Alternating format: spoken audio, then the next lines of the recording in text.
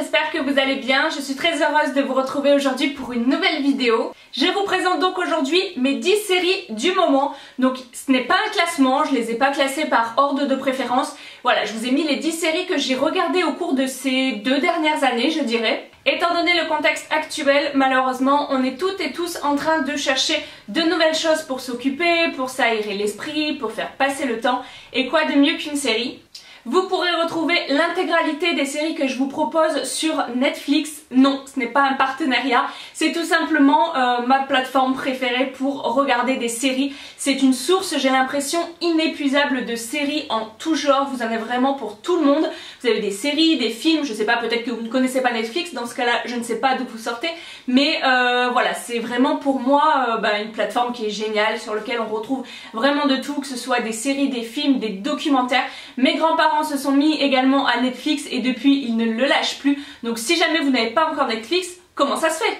À chaque fois que je vous présenterai une série, je vous indiquerai le nombre de saisons qu'il y a, si elle est terminée, s'il y a encore des saisons en cours, si elle s'est arrêtée brusquement parce qu'il n'y avait pas de suite ou quoi que ce soit. Je vous lirai un petit résumé que je trouverai sur internet parce que je suis très nulle pour résumer une série. Et quatrièmement, je vous donnerai mon avis et ce que j'ai pensé de cette série. Je commence donc avec la première série. Je n'ai pas fait de classement dans cette vidéo, mais la première que je vous présente est vraiment pour moi un énorme coup de cœur. C'est une série que j'ai adorée. Il s'agit de la série Outlander.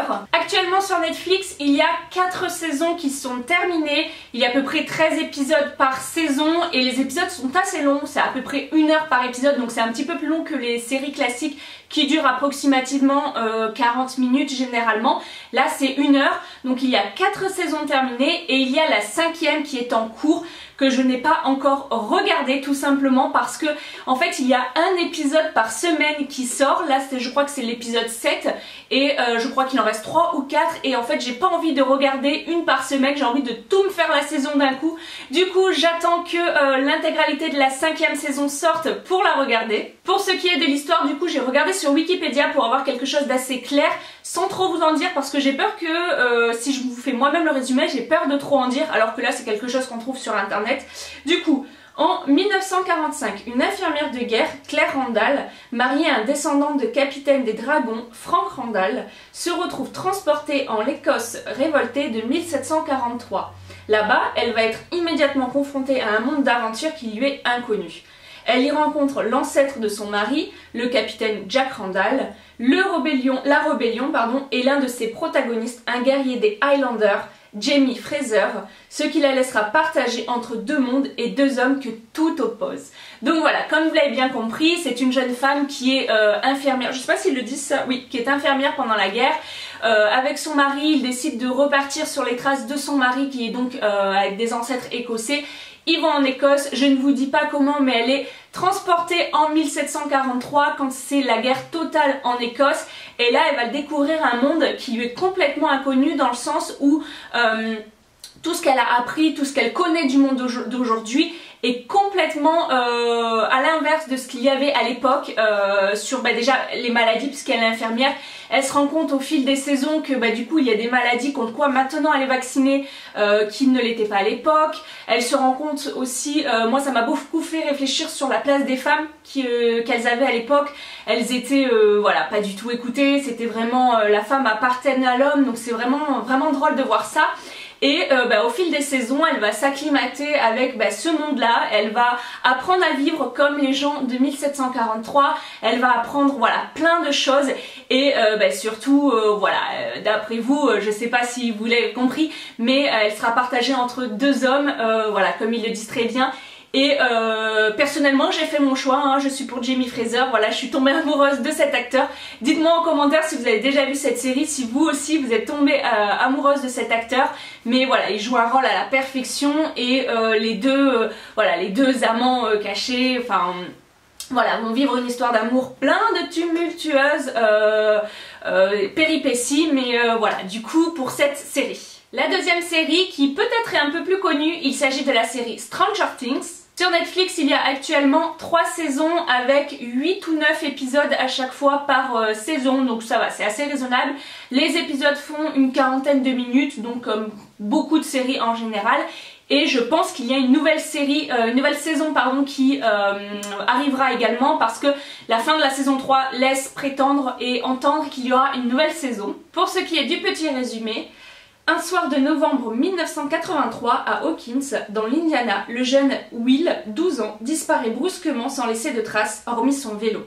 Plusieurs personnages vont alors tenter de le retrouver, sa mère Joyce, ses amis menés par Mike et guidés par la mystérieuse 11, une jeune fille ayant des pouvoirs psychiques ainsi que le chef de la police Jim Hopper. Parallèlement, la ville est le théâtre de phénomènes surnaturels liés au laboratoire national d'Hawkins, géré par le département de l'énergie des États-Unis et indirectement par la Central Intelligence Agency, CIA, dont les expériences dans le cadre du projet Multra, désolé pour le nom, ne semblent pas étrangères à la disparition de Will.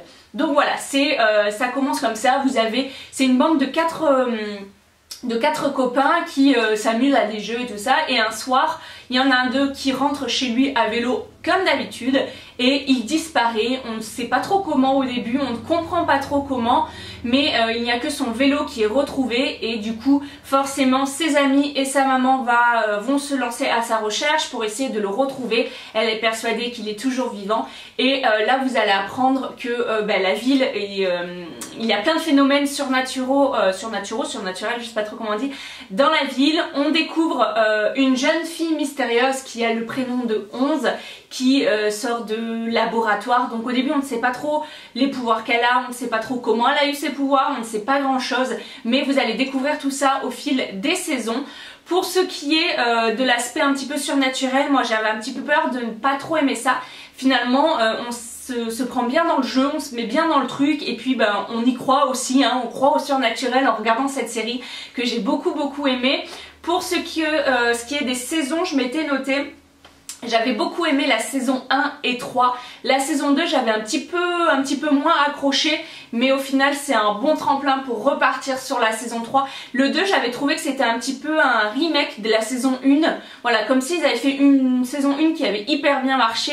Ils ont voulu faire une 2 qu'ils ont un peu copié-collé sur la 1, donc on retrouvait beaucoup d'éléments qui étaient similaires. Je m'en suis un petit peu lassée, et finalement la 3 est très bien, et voilà, ils ont su rebondir, donc c'est une très bonne série. La troisième série, je pense que vous n'avez pas pu passer à côté, il s'agit de La Casa de Papel. Même si c'est une série assez connue, je me suis dit je peux pas passer à côté, peut-être qu'il y a des gens qui ne connaissent pas, qui n'ont jamais regardé, donc je ne pouvais pas passer à côté de cette série là.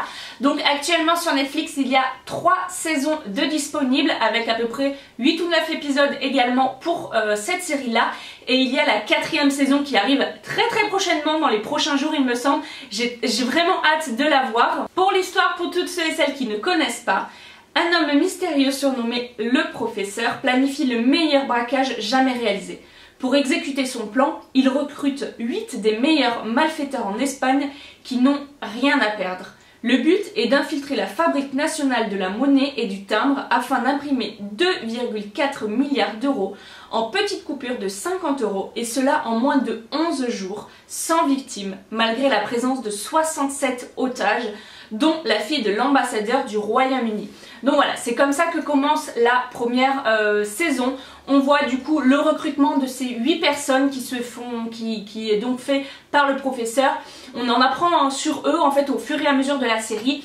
Et comme l'histoire le dit, ils vont s'infiltrer dans cette fabrique de monnaie, et ils vont du coup braquer, sans vraiment braquer en fait la fabrique de monnaie, puisqu'ils vont eux-mêmes faire, vous allez voir, je vous dis pas parce que j'ai l'impression que je suis en train de spoiler le truc, mais bref, ils braquent cette fabrique de monnaie.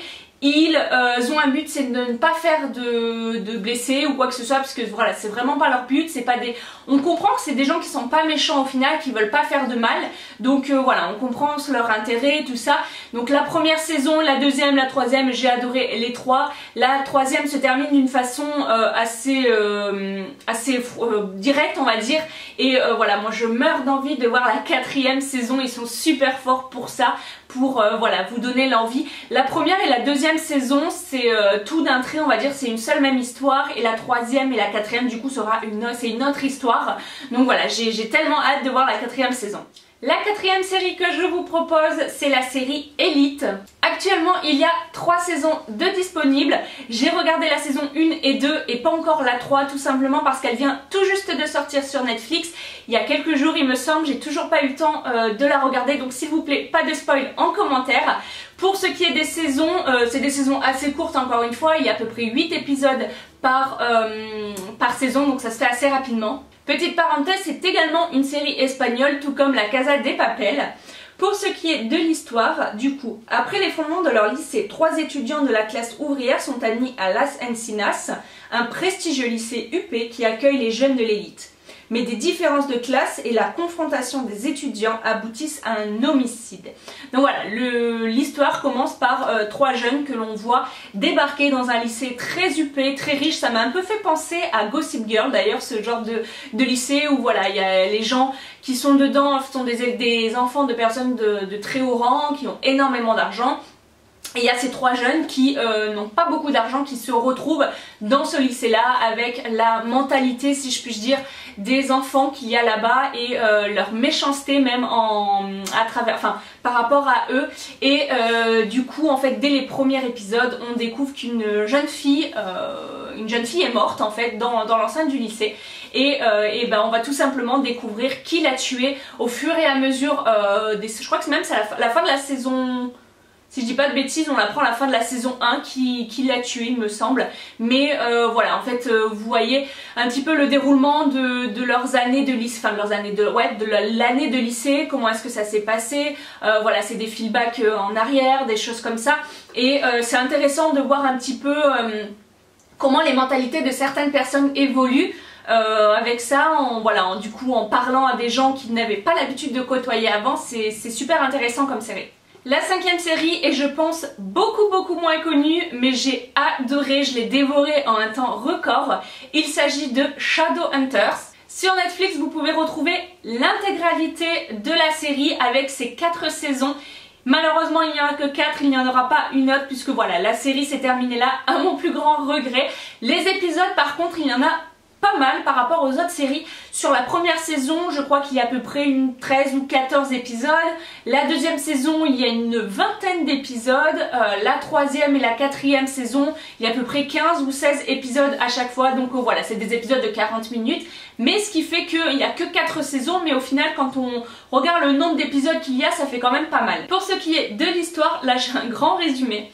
Donc Clarissa est une jeune adulte de 18 ans qui vit à Brooklyn avec sa mère et étudie l'art. Lors de la soirée de son anniversaire dans un club new-yorkais, elle assiste au meurtre d'une femme par 3 jeunes étrangers qu'elle seule peut voir et tue accidentellement un homme. De retour chez elle, sa mère, Jocelyn, lui révèle leur véritable nature. Elles descendent d'une longue lignée de Shadowhunters, des chasseurs de démons, mi-anges, mi-hommes. Mais avant de pouvoir lui en dire plus, des hommes viennent les attaquer, ce qui pousse Jocelyn à téléporter Clary dans un commissariat. Clary fait alors la rencontre de Jace, l'un des jeunes du club, mais surtout un Shadowhunters.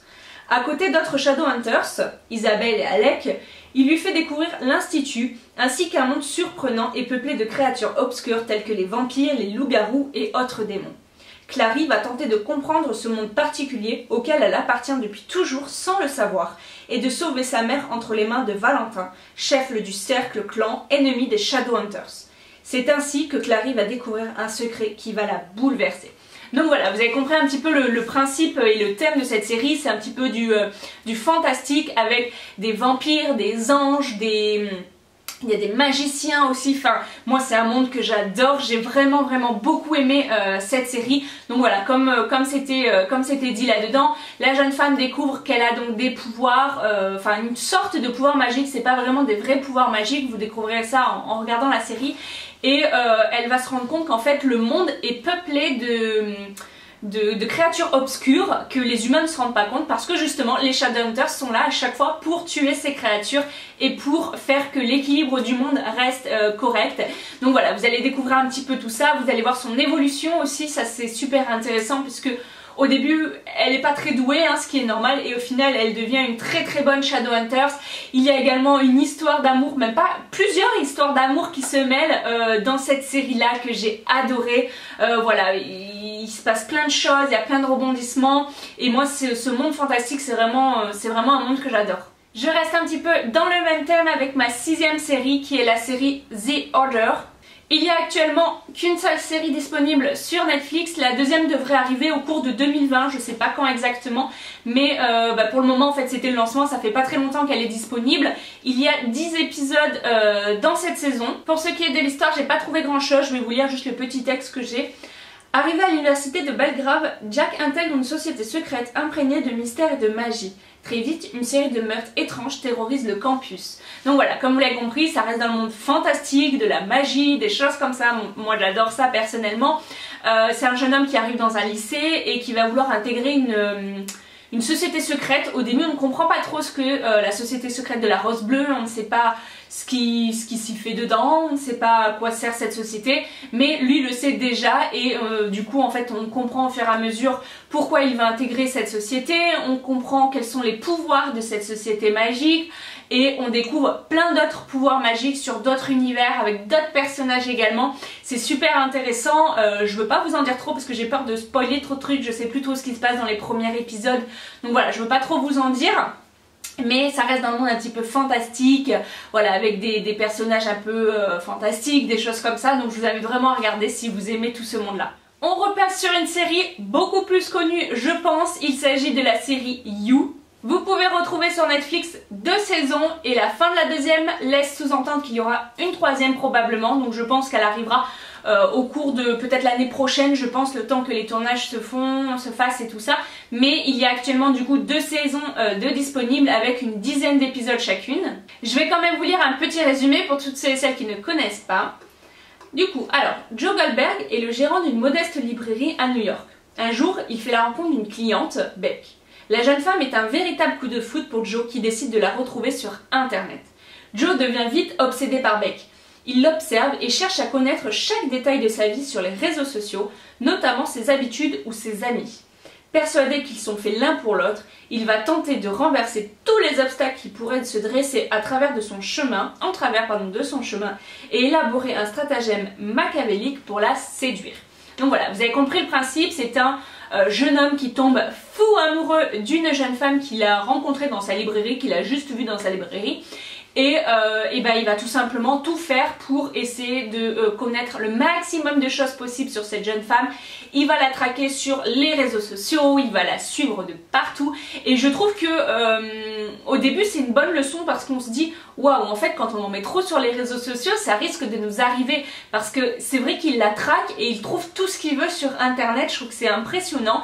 Et voilà, du coup il tombe, enfin il est déjà amoureux dès la première seconde qu'il la rencontre. Mais vous suivez son histoire et après il finit par l'approcher et forcément du coup il connaît déjà beaucoup de choses sur elle, donc c'est beaucoup plus simple pour l'aborder.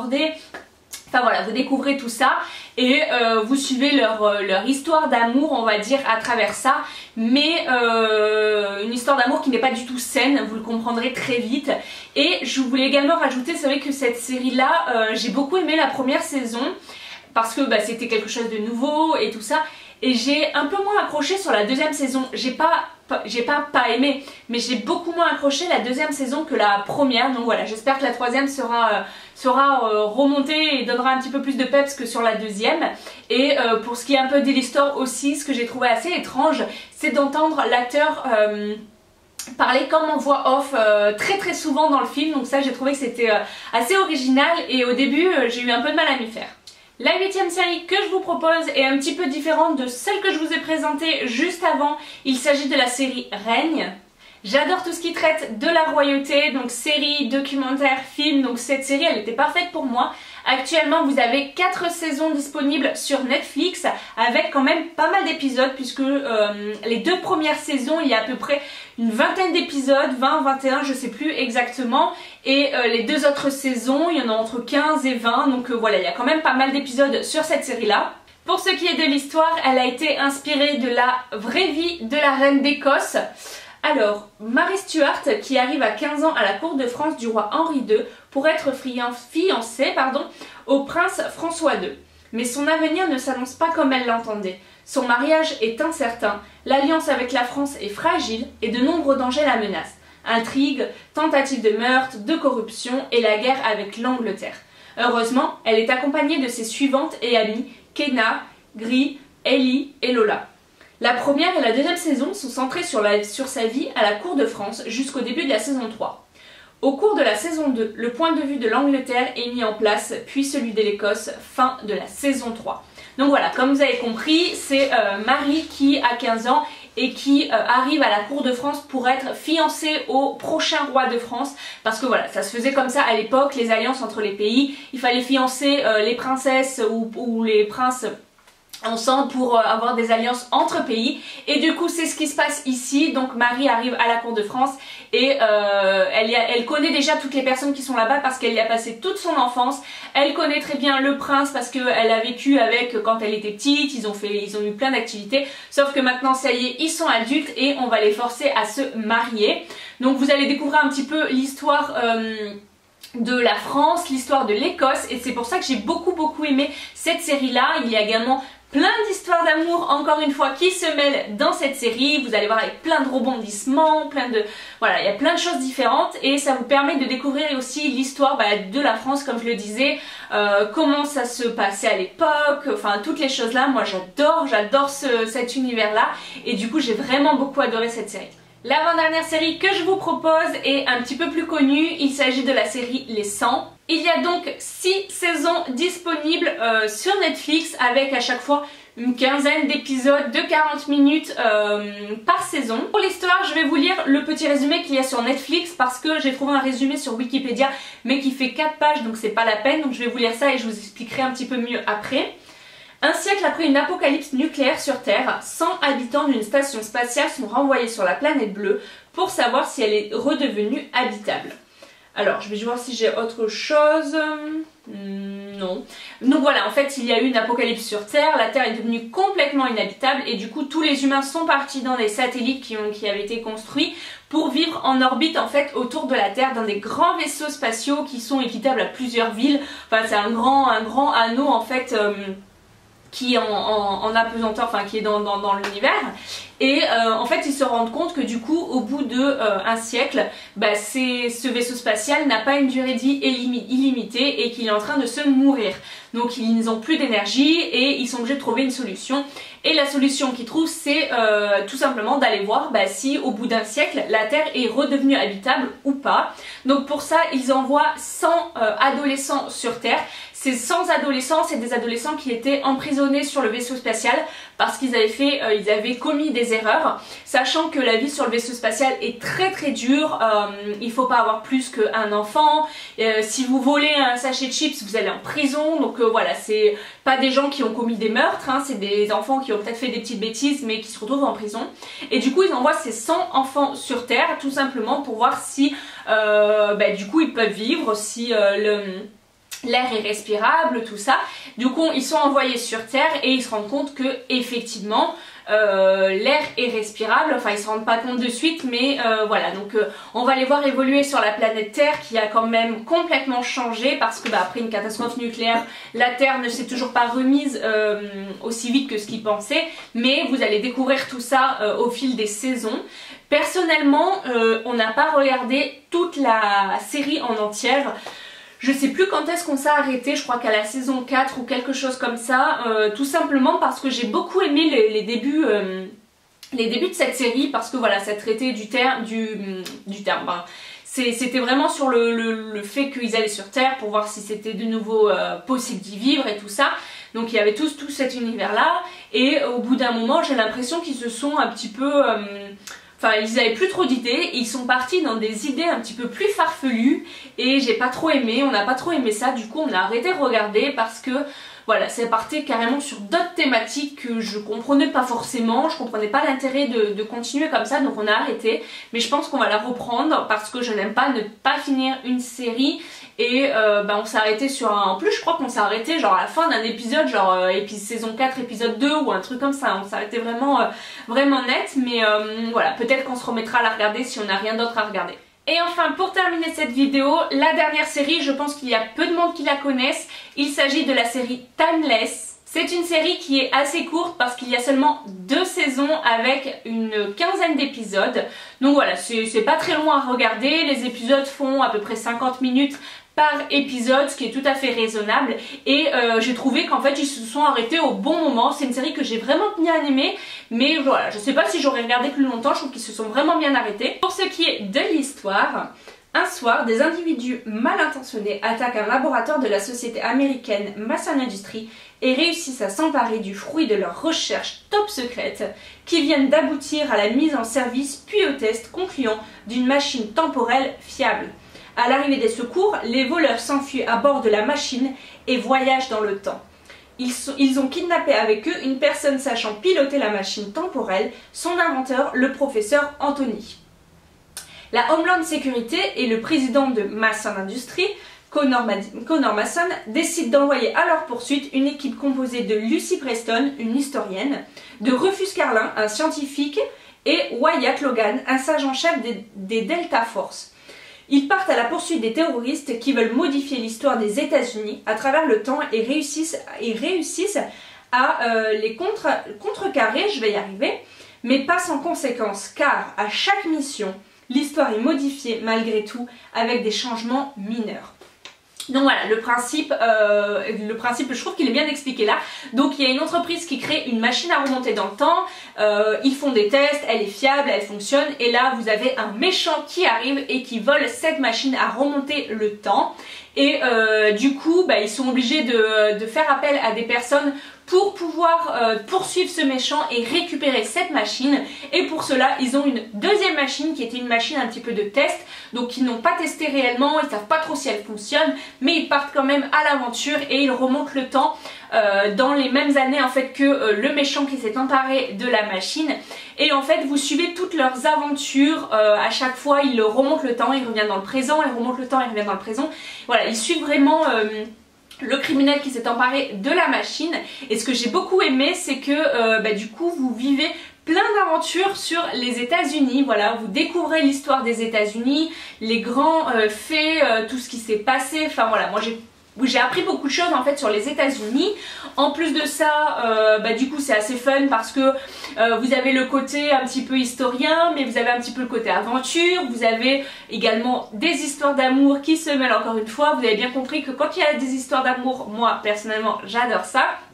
Donc voilà, j'ai vraiment beaucoup aimé cette série, elle est assez originale, elle change, et aussi ce que j'ai bien aimé c'est que chaque épisode c'est une histoire différente. Chaque épisode vous avez une histoire des États-Unis qui est racontée avec un fil conducteur sur la série, donc voilà, avec toujours les mêmes acteurs, vous suivez la vie des acteurs, mais chaque épisode est différent, donc ça j'ai vraiment beaucoup aimé, j'ai vraiment pas mal apprécié. Donc voilà, c'est une série que je vous recommande vraiment si vous voulez en savoir un petit peu plus sur l'histoire des États-Unis. Voilà tout le monde, cette vidéo est terminée, j'espère qu'elle vous aura plu. J'espère avoir réussi à vous faire découvrir de nouvelles séries avec de nouvelles choses. N'hésitez pas à me dire tout ça en commentaire.